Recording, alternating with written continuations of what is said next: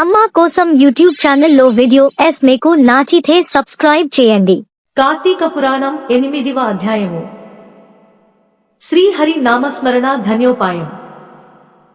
వశిష్ఠుడు చెప్పినదంతా విని, మహానుభావ, తమరు చెప్పిన ధర్మములన్నింటినీ శ్రద్ధగా వింటిని. అందు ధర్మము బహు సూక్ష్మమనియు పుణ్యం సులభంగా కలుగుననియు, అది నదీ స్నానము, దీపదానము, ఫలదానము, అన్నదానము, వస్త్రదానము వలన కలుగుననియు చెప్పితిరి. ఇట్టి స్వల్ప ధర్మముల చేతనే మోక్షము లభించుచుండగా వేదోక్తముగా యజ్ఞయాగాదులు చేసిన గాని పాపములు పోవని మీ వంటి మునిశ్రేష్ఠులే చెప్పుచుందరు గదా. మరి తమరు ఇది సూక్ష్మములో మోక్షముగా కనబరచినందుకు నాకు అమితాశ్చర్యము కలుగుచున్నది. దుర్మార్గులు కొందరు సదాచారములను పఠింపక వర్ణ సంకరులై రౌరవాది నరక హేతువులగు మహాపాపములు చేయువారు ఇంత తేలికగా మోక్షము పొందుట వజ్రపు కొండను గోటితో పెకిలించుట వంటిది. కావున దీని మర్మమును విడమర్చి విపులీకరించ ప్రార్థించుచున్నాను అని కోరెను. అంతటా వశిష్ఠుల వారు చిరునవ్వు నవ్వి, జనక మహారాజా, నీవు వేసిన ప్రశ్న సహేతుకమైనదే. నేను వేదంగా ములను కూడా పఠించితిని. వానిలో కూడా సూక్ష్మ మార్గాలున్నవి. అవి ఏమనగా సాత్విక, రాజస, తామసములు అని ధర్మము 3 రకములు. సాత్విక మనగా దేశకాల పాత్రలో 3ను సమకూడిన సమయమును సత్వమును గుణము జనించి ఫలమంతేను పరమేశ్వరర్పితము కావించి మనోవాక్కాయ కర్మలచే నొనర్చిన ధర్మము. ఆ ధర్మమందు ఎంతటా ఆధిక్యత కలదు.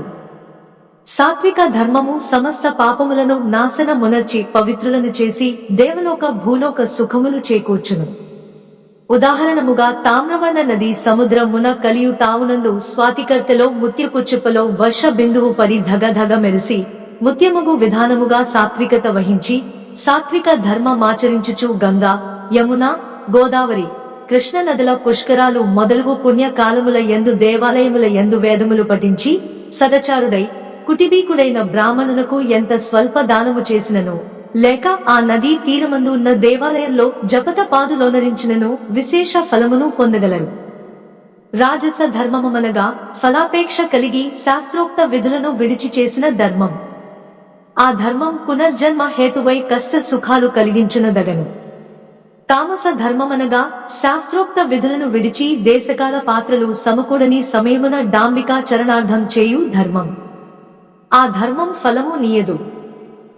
దేశకాల పాత్రము సమకూడినప్పుడు తెలిసి గాని తెలియక గాని ఏ స్వల్ప ధర్మం చేసినను గొప్ప ఫలము నిచ్చును. అనగా పెద్ద కట్టెల గుట్ట చిన్న అగ్ని కణములతో భస్మమగునట్లు శ్రీమన్నా నారాయణుని నామము తెలిసిగాని తెలియక గాని ఉచ్చరించిన వారి సకల పాపములు పోయి ముక్తి నొందుదురు. దానికొక ఇతిహాసము కలదు. ఆజామేళుని కథ. పూర్వకాలమందు కన్యాకుబ్జమను నగరమున 4 వేదములు చదివిన ఒక విప్రుడు గలడు. అతని పేరు సత్యవ్రతుడు. అతనికి సకల సద్గుణ రాశియగు హేమవతియను భార్య కలదు. ఆ దంపతులన్యోన్య ప్రేమ కలిగి ఆ పూర్వ దంపతులని పేరు బడసిరి. వారికి చాలా కాలమునకు లేక ఒక కుమారుడు జన్మించెను. వారాబాలుని అతి గారాబముగా పెంచుచు అజామీళుడని నామకరణము చేసిరి. ఆ బాలుడు దినదిన ప్రవర్ధమానుడగుచు అతి గారాబము వలన పెద్దలను కూడా నిర్లక్ష్యముగా చూచుచు దుష్ట సావసములు చేయుచు విద్య నభ్యసింపక బ్రాహ్మణ ధర్మములు పాటించక సంచరించు చుండెను.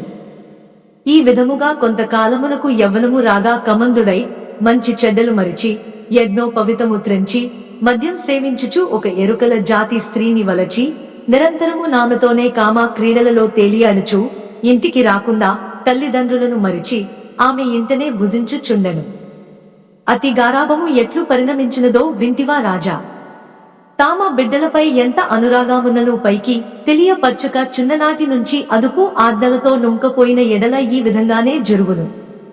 కావున ఆజామేళుడు కుల భ్రష్టుడు కాగా వాని బంధువుల తనని విడిచిపెట్టిరి. అందుకు ఆజామేళుడు రెచ్చిపోయి వేటవలన పక్షులను జంతువులను చంపుతూ కిరాత వృత్తిలో జీవించుచుండెను. ఒక రోజున ఆ 2 ప్రేమికులు అడవిలో వేటాడుతూ ఫరములు కోయిచుండగా ఆ స్త్రీ తేనెపట్టుకై చెట్టెక్కి తేనెపట్టు తీయబోగా కొమ్మ విరిగి క్రింద పడి చనిపోయాను.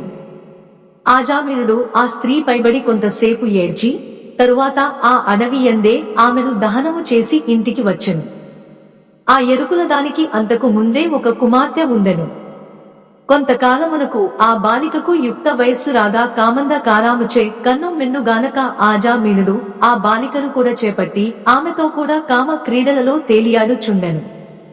వారికి 2 కొడుకులు కూడా కలిగిరి. 2 పురిటిలోనే చచ్చిరి. మరుల ఆమె గర్భము ధరించి ఒక కుమారుని కనెను. వారిద్దరూ ఆ బాలునికి నారాయణ అని పేరు పెట్టి పిలుచుచు ఒక్క క్షణమైనను ఆ బాలుని విడువక ఎక్కడకు వెళ్లినా వెంటబెట్టుకుని వెళ్ళుచు నారాయణ నారాయణ అని ప్రేమతో సాకుచుండిరి. కాని నారాయణేని స్మరించిన ఎడల తన పాపములు నశించి మోక్షము పొందవచ్చునని మాత్ర మతానికి తెలియకుండెను. ఇట్లు కొంతకాలము జరిగిన తర్వాత అజామీనునకు శరీర పటుత్వము తగ్గి రోగగ్రస్తుడై మంచము పట్టి చావునకు సిద్ధపడి ఉండెను. ఒకనాడు భయంకరాకారములతో పాసాది ఆయుధములతో యమ భటులు ప్రత్యక్షమైరి. వారిని చూచి అజామీనునకు భయము చెంది కుమారుని పైనున్న వాత్సల్యము వలన ప్రాణములు విడువలేక నారాయణ నారాయణ ఎనుచునే ప్రాణములు విడిచెను. అజామీలుని నోట నారాయణ ఎను శబ్దము వినబడగానే యమ భటులు గడగడ వణకసాగిరి. అదే వేళకు దివ్య మంగళకారులు శంఖ చక్రగదా ధరులుయగు శ్రీమన్నారాయణుని దూతలు విమానములో నచ్చటికి వచ్చి, ఓ యమ భటులారా, వీడు మావాడు, మేము వీనిని వైకుంఠమునకు తీసుకుని పోవుటకు వచ్చితిని అని చెప్పి అజామీనుని విమానమెక్కించి తీసుకుని పోవుచుండగా యమదూతలు, అయ్యా మీరెవ్వరు? వీడు అతి దుర్మార్గుడు. వీనిని నరకమునకు తీసుకుని పోవుటకు మేమిచ్చటికి వచ్చితినిగానా వానిని మాకు వదలుడని కొరగా విష్ణు దూతలు ఇట్లు చెప్పదొడంగిరి. 8వ అధ్యాయము 8వ రోజు. అమ్మా కోసం యూట్యూబ్ ఛానల్లో వీడియో మీకు నచ్చితే సబ్స్క్రైబ్ చేయండి.